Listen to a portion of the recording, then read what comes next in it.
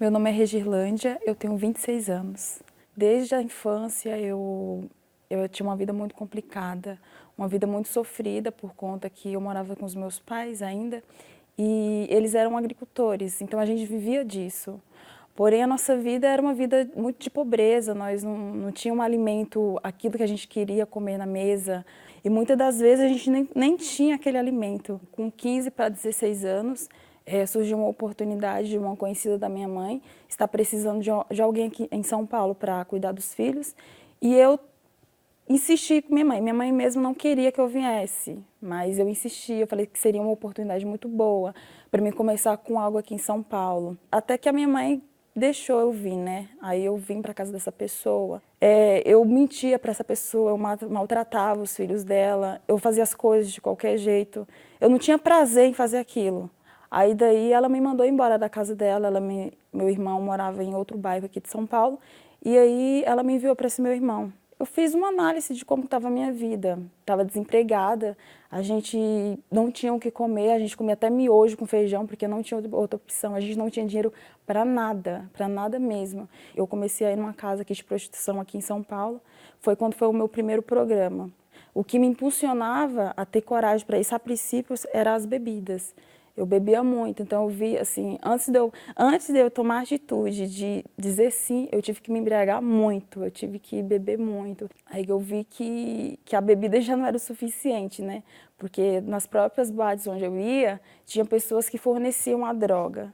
Então, eu comecei a conhecer mais meninas, então eu comecei a conhecer outras coisas. Então, me ofereceram isso, a cocaína, e eu comecei a usar. Fui pegando gosto, fui usando, e eu não vivia mais sem. A ponto o homem não precisava mais nem pagar em valor para mim. Se eu soubesse que ele era usuário de cocaína, eu não precisava nem me pagar em dinheiro, que eu já ia para o quarto com ele, se eu soubesse que ele já usava, para que eu pudesse ter aquilo, que era a cocaína. Era quando vinha aquela depressão pós-química, né? É quando o efeito acabava e quando vinha aquela pergunta, por que que eu vivo assim? Por que que eu existo? Eu tentei pular do sétimo andar, tentei me jogar, porque eu estava totalmente perdida. A minha cabeça, elas só eram bombardeadas por pensamentos de suicídio. Por que você existe? Você nunca vai sair dessa vida. Você nasceu para ser assim.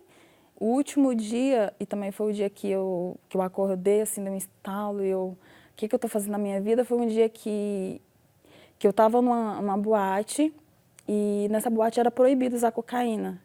Então, eu bebi, fiquei extremamente bêbada. Eu comecei a bater nas pessoas que estavam comigo, eu comecei a xingar. Eu estava extremamente agressiva e a própria dona dessa boate, ela me jogou para fora, como se fosse um cachorro. Peguei o metrô para ir para minha casa com as roupas toda rasgada e chorando com a maquiagem toda borrada. E as pessoas olhavam para mim assim com ar de julgamento, mas elas não sabiam o tão fracassada, o tão derrotada que eu estava ali dentro de mim. Aí eu só olhava para as pessoas e falava assim, que desgraça de vida que eu vivo. Aí eu cheguei na minha casa, liguei para minha mãe chorando, mãe, eu prometo para a senhora que eu nunca mais vou fazer isso. Por quê?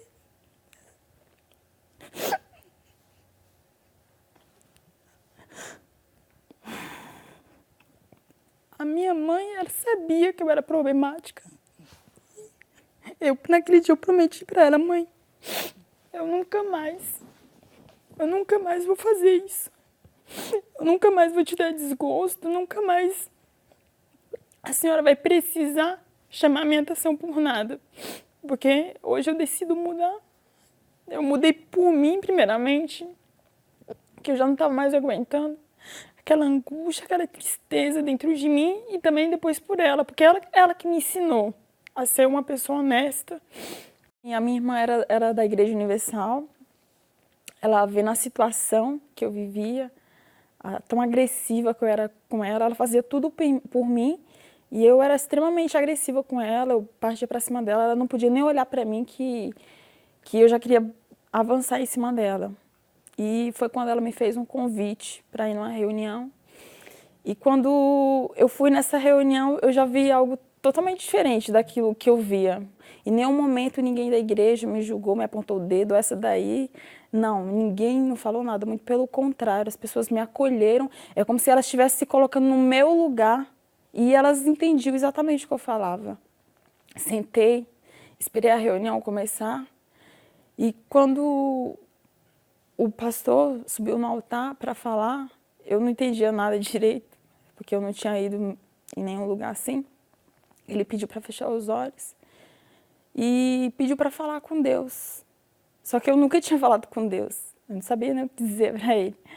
Mas naquele momento, só em eu fechar os olhos e creio pela sinceridade que tinha dentro de mim de querer realmente mudar, eu comecei a chorar, eu comecei a falar do meu jeito. E é como se de dentro de mim tivesse saído um peso.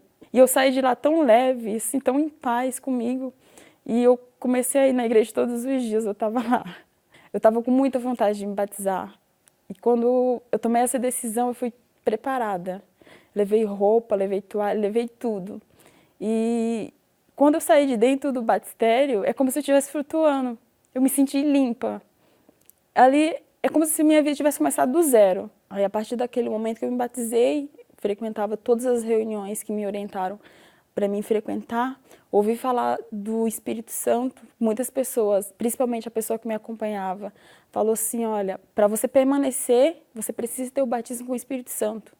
Você precisa ter o próprio Deus dentro de você. E foi quando eu fui buscando, eu fiz muitos propósitos, eu jejuei muito, eu fiz propósitos assim que Deus me dava direção. Eu fazia, eu falei, meu Deus, o que eu posso fazer mais para me de ter o Senhor dentro de mim? A todos os dias eu sacrificava a minha vontade, dizia não para o meu eu, dizia não para as dúvidas, dizia não para qualquer tipo de coisa que viesse a me atrapalhar em receber o Espírito Santo. A minha prioridade era estar bem com Deus. Porque se eu tivesse o Espírito Santo, Ele ia me acrescentar as outras coisas. Não precisava ficar me preocupando com ser bem-sucedida, com vida sentimental, porque o Espírito Santo, para mim, ele já ia ser o suficiente, eu já ia ser feliz sozinha. E o que viesse é o que ele iria me acrescentar. Eu me preparei, nesse dia eu conectei os meus pensamentos só nele. Busquei nos pensamentos, durante o dia no meu trabalho. É como se eu tivesse só um lugarzinho para ele dentro de mim. Eu falei, meu Deus, esse dia vai ser especial do Senhor. O Senhor vai entrar dentro de mim. Eu já fui na certeza de que isso ia acontecer. E quando foi na vigília, foi a maior alegria. A maior alegria que um ser humano possa ter. Que é o Espírito Santo envolvendo a pessoa, sabe? No primeiro dia que eu cheguei, eu me senti abraçada. Me senti acolhida, mas no dia que eu recebi ele, eu me senti como se eu estivesse já nos céus.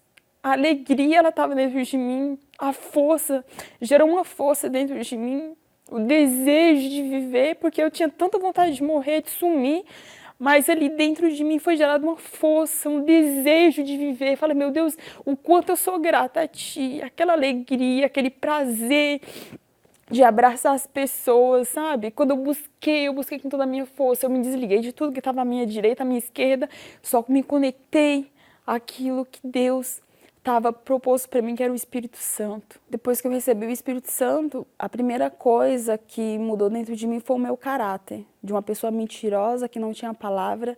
Isso ele mudou dentro de mim. Como mulher, ele me fez ser uma pessoa amada, valorizada, uma pessoa limpa, que tem olhos puros, que procura sempre estar fazendo bem sem olhar a quem, sempre estendendo a mão para aquelas pessoas assim que precisam de mim. E o meu maior desejo é poder chegar até elas e falar de que tudo que tem dentro delas pode ser arrancado e pode habitar algo que vai dar vida de fato de verdade para elas, assim como foi dado para mim.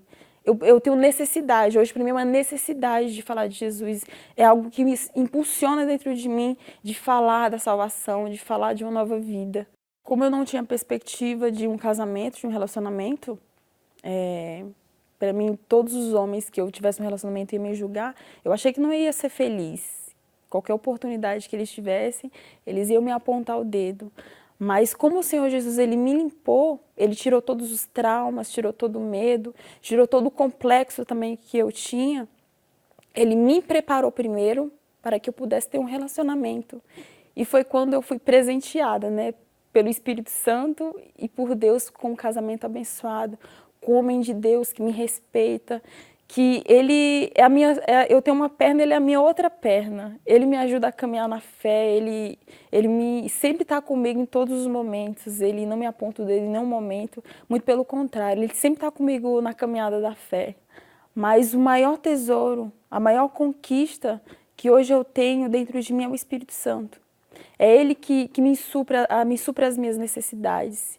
A necessidade que o meu esposo não consegue me suprir, que a minha profissão não me supre, o Espírito Santo Ele me supre. Ele é o maior tesouro que eu tenho na minha vida. Ainda que juntasse todos os tesouros do mundo inteiro, todos os ouros, prata, o Espírito Santo Ele ainda é o maior. Ele é o que me dá força, é o que me fortalece durante todos os dias da minha vida.